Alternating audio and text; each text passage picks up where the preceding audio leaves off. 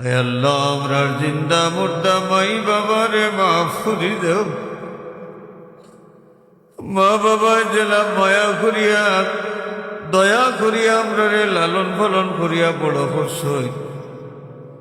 আমরার মায়ার মাই বাবারে তুমি আল্লাহ মায়া করিয়া রাখিও। আল্লাহ মা বাবার কোন দোষের কারণে তারার কবর আযাব দিও না।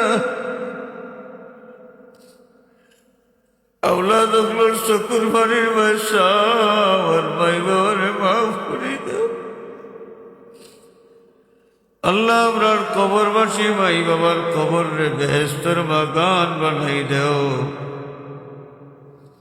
আয় আল্লাহ আমরার শ্বশুর শাশুড়ি যারা হায়াতে আছেন হায়াতের মাঝে আরো বরকত দেও।